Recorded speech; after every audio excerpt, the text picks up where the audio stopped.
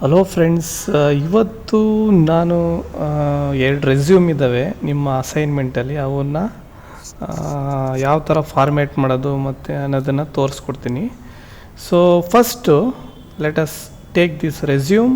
ಇದನ್ನು ರೆಸ್ಯೂಮ್ ತಗೊಳವ.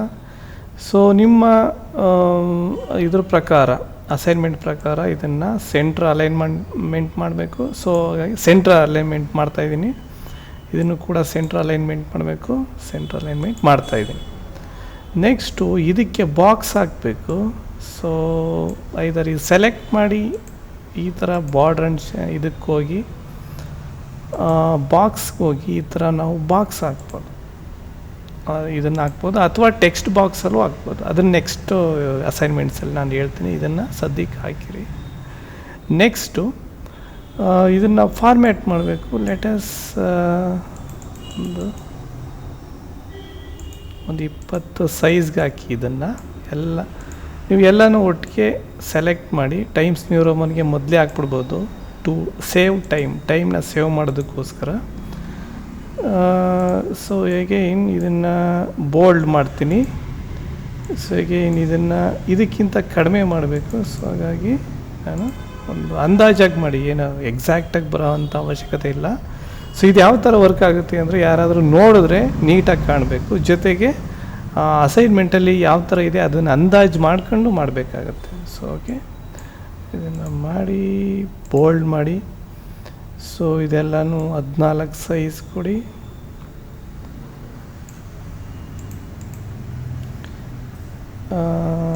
ಮತ್ತು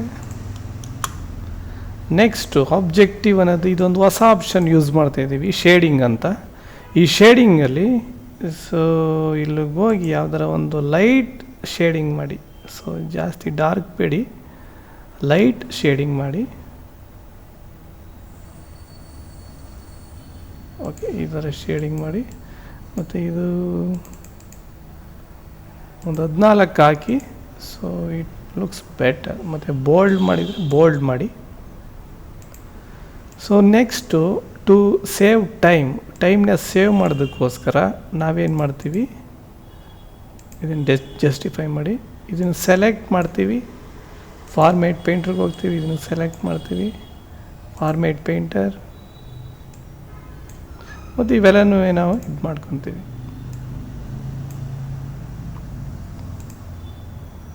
ನೋಡಿ, ಈಗ ಎಲ್ಲ ಟೈಮೆಲ್ಲ ರೆಡ್ಯೂಸ್ ಆಗ್ತಾಯಿದೆ.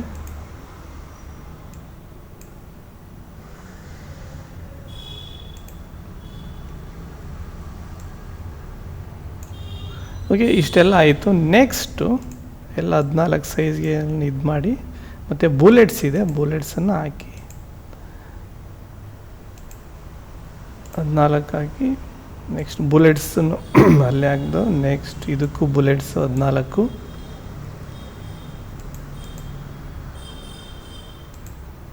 ಬುಲೆಟ್ಸ್ ಆಯಿತು. ಇದಕ್ಕೂ 14. ನೀವು ಇದನ್ನು ಸೆಲೆಕ್ಟ್ ಮಾಡಿದ ತಕ್ಷಣ ಇಲ್ಲೊಂದು ಇದು ಓಪನ್ ಆಗುತ್ತೆ. ಇಲ್ಲೂ ಕೂಡ 14ನ ಸೆಲೆಕ್ಟ್ ಮಾಡೋದು, ಅಥವಾ 14 ಈ ಥರನೂ ಹಾಕ್ಬೋದು. ಇದು ಬೆಸ್ಟ್. ಸೊ ಪರ್ಸನಲ್ ಡೀಟೇಲ್ಸಲ್ಲಿ ಸೊ ಇದನ್ನು ಟ್ಯಾಬ್ ಯೂಸ್ ಮಾಡಬೇಕು. ನೋಡ್ಕೊಳ್ಳಿ, ಇದನ್ನು ಯಾವ ಥರ ತೋರಿಸ್ತೀನಿ. ಈ ಥರ ಟೈಪ್ ಆದಮೇಲೆ 14 ಸೈಜ್ ಕೊಡಿ. ಅದಾದಮೇಲೆ ನೋಡಿ, 1 ಟ್ಯಾಬು, 2 ಟ್ಯಾಬ್, 3 ಟ್ಯಾಬ್ ಅಂದಾಜಾಗಿರಲಿ. ಆಮೇಲೆ ಇದಾದಮೇಲೆ 1 ಟ್ಯಾಬ್ ಮಾಡಿ. 1 ಟ್ಯಾಬು, ಇಲ್ಲೊಂದು 1 ಟ್ಯಾಬು, ಒಂದು. ನೀವು ಮಧ್ಯದಲ್ಲಿ ಜಾಗ ಬಿಟ್ಟರೆ ಸ್ವಲ್ಪ ಗ್ಯಾಪ್ ಬರುತ್ತೆ, ನೀಟಾಗಿ ಕಾಣೋದಿಲ್ಲ. ಸೊ ಗ್ಯಾಪ್ ಬಿಡಬೇಡಿ.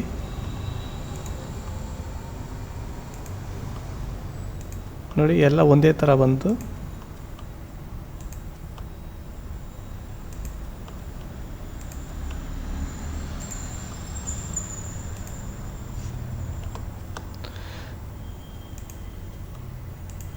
ಓಕೆ, ನೀವು ನೋಡಿದ್ರೆ ಇದನ್ನು ಒಂದೇ ಥರ ಇದು ಮಾಡಿದ್ದೀವಿ. ಈಗ ಇಲ್ಲೊಂದು ಸ್ವಲ್ಪ ಟ್ವಿಸ್ಟ್ ಇದೆ.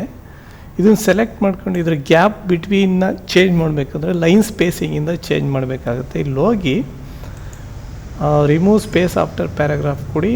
ಜೊತೆಗೆ ಇಲ್ಲೊಂದು ಹೋಗಿ ನಿಮ್ಗೆ ಎಷ್ಟು ಬೇಕು 1.5 ಕೊಟ್ಟರೆ ಸ್ವಲ್ಪ ಜಾಸ್ತಿ ಆಗುತ್ತೆ. ಈ ಥರ ನೀವು ಸ್ವಲ್ಪ ಹೆಚ್ಚು ಕಡಿಮೆ ವೇರಿಯೇಷನ್ ಮಾಡ್ಬೋದು ನಿಮ್ಮ ಅನುಕೂಲಕ್ಕೆ ತಕ್ಕಂತೆ. ಸೊ ಇದೇನಾದ್ರು ಇದ್ದರೆ ಇದನ್ನು ಹಾಕಿ ಇದೆಲ್ಲನೂ ತೆಗೆದು. ಸೊ ತುಂಬ ಸಿಂಪಲ್ ಇದೆ. ಸೊ ಇದನ್ನು ಪ್ರಾಕ್ಟೀಸ್ ಮಾಡಿ, ಆಯಿತಾ?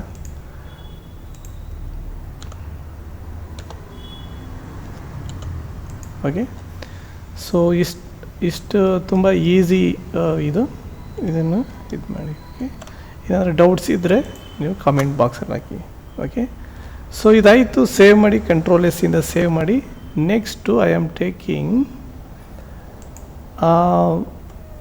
5ನೇ ಅಂದರೆ ಇನ್ನೊಂದು ರೆಸ್ಯೂಮ್ ತಗೋತಾ ಇದ್ದೀನಿ. ಲೆಟಸ್ ಟೇಕ್ ಇನ್ನೊಂದು ರೆಸ್ಯೂಮ್ ತಗೋತೀನಿ. ಸೆಲೆಕ್ಟ್ ಮಾಡಿ, ಸೆಂಟ್ರ್ ಅಲೈನ್ಮೆಂಟ್ ಮಾಡಿ. ಅಫ್ಕೋರ್ಸ್ ಕಂಟ್ರೋಲ್ ಎ ಅಂತ ಪ್ರೆಸ್ ಮಾಡಿದ್ರೆ ಎಲ್ಲ ಸೆಲೆಕ್ಟ್ ಆಗುತ್ತೆ. ಕಂಟ್ರೋಲ್ ಎನ ಸೆಲೆಕ್ಟ್ ಮಾಡಿ, ಸೆಲೆಕ್ಟ್ ಆಲ್ ಮತ್ತು ಟೈಮ್ಸ್ ನ್ಯೂ ರೋಮನ್ ಒಟ್ಟಿಗೆ ಹಾಕಿ. ಸೊ ಇದು ಐ ವುಡ್ ಗೋ ಫಾರ್ 20 ಅಂತ ಹಾಕ್ತೀನಿ. 20 ಹಾಕ್ತೀನಿ. ನೆಕ್ಸ್ಟು ನಿಮ್ಮ ಅಸೈನ್ಮೆಂಟ್ಸಲ್ಲಿ ಇವೆಲ್ಲ ಒತ್ತೊತ್ತಾಗಿದ್ದಾವೆ. ಸೊ ಒತ್ತೊತ್ತಾಗಿ ಮಾಡಬೇಕು ಅಂತಂದರೆ ಇಲ್ಲೋಗಿ ರಿಮೂವ್ ಸ್ಪೇಸ್ ಆಫ್ಟರ್ ಪ್ಯಾರಾಗ್ರಾಫ್ ಕೊಡಿ. ಅದಾದಮೇಲೆ ಒಂದು ಗ್ಯಾಪ್ ಕೊಡಿ. ಶಿವರಾಜು ಆರ್ ಅನ್ನೋದು ಒಂದು ಸ್ವಲ್ಪ ಬಿಗ್ ಇದರಲ್ಲಿದೆ, ಇದು ಮಾಡಿ. ಮತ್ತು ಬೋಲ್ಡ್ ಇಟಾಲಿಕರ್ ಇದೆ, ಬೋಲ್ಡ್ ಇಟಾಲಿಕ್ ಮಾಡಿ. ಇದು ಬೋಲ್ಡಲ್ಲಿದೆ, ಬೋಲ್ಡ್ ಮಾಡಿ. ಓಕೆ.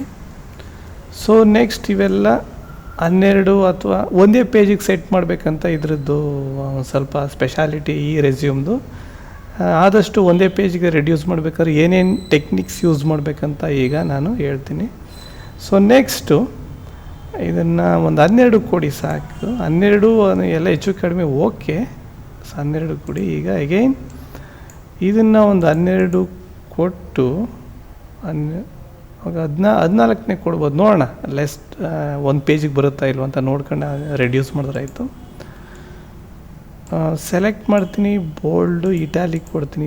ಅದಾದಮೇಲೆ ಅಂಡರ್ಲೈನ್ ಇದೆ, ಅಂಡರ್ಲೈನ್ ಮಾಡ್ತೀನಿ. ಈಗ ಫಾಸ್ಟಾಗಿ ಸೆಲೆಕ್ಟ್ ಮಾಡಿ ಫಾರ್ಮೇಟ್ ಪೇಂಟ್ರಿಗೆ ಹೋಗಿ ಅದೇ ಥರ ಮಾಡ್ತೀನಿ.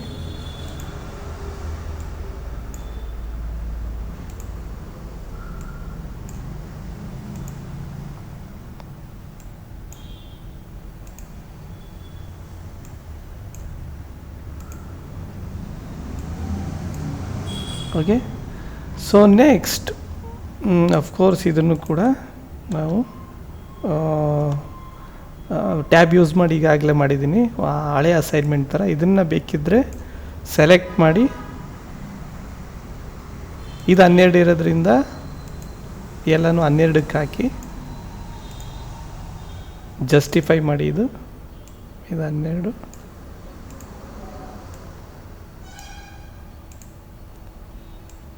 ಸೊ ಇವೆರಡನ್ನು ಏನು ಜಾಸ್ತಿ ಗ್ಯಾಪ್ ಇದೆ, ಗ್ಯಾಪ್ ತೆಗಿಬೇಕು ಅಂದರೆ ಇಲ್ಲಿ ರಿಮೂವ್ ಸ್ಪೇಸ್ ಕೊಡಿ, 12 ಕೊಡಿ.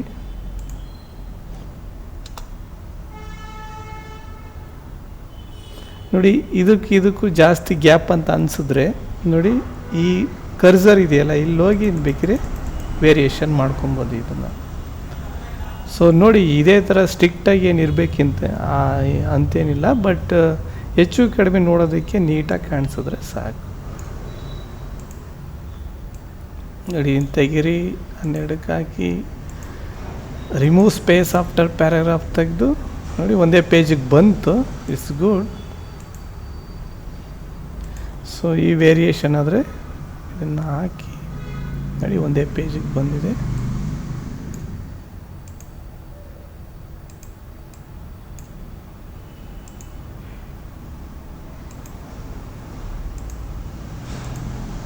ಓಕೆ.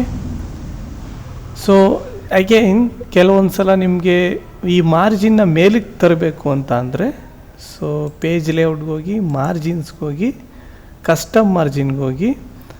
ಸೊ ಟಾಪಿಂದ ನಾವು ರೆಡ್ಯೂಸ್ ಮಾಡಿದ್ರೆ ಒಂದು ಅರ್ಧ ರೆಡ್ಯೂಸ್ ಮಾಡಿದ್ರೆ ನಮಗೆ ಮೇಲ್ ಹೋಗುತ್ತೆ. That depends on your. So ಈಗ ಬೇಕಿದ್ರೆ ನೀವು 14 ಸೈಜ್ನ ಕೊಡ್ಬೋದು. 14 ಜೊತೆಗೆ ಇದೊಂದು 16 ಕೊಟ್ಟು ಅದನ್ನು 14 ಕೊಡ್ಬೋದು. ಈ ಥರ ಒಂದು ರೆಸ್ಯೂಮ್ನ ಮಾಡ್ಬೋದು. ಓಕೆ. ಸೇವ್ ಮಾಡಿ ಕ್ಲೋಸ್ ಮಾಡಿ. Okay, thank you. ಏನಾದರೂ ಡೌಟ್ಸ್ ಇದ್ದರೆ ಕಮೆಂಟ್ ಬಾಕ್ಸಲ್ಲಿ ಹಾಕಿ ಅಥವಾ ನಾನು ಕೇಳಿ. ಓಕೆ, ಆಯಿತಾ? So control S.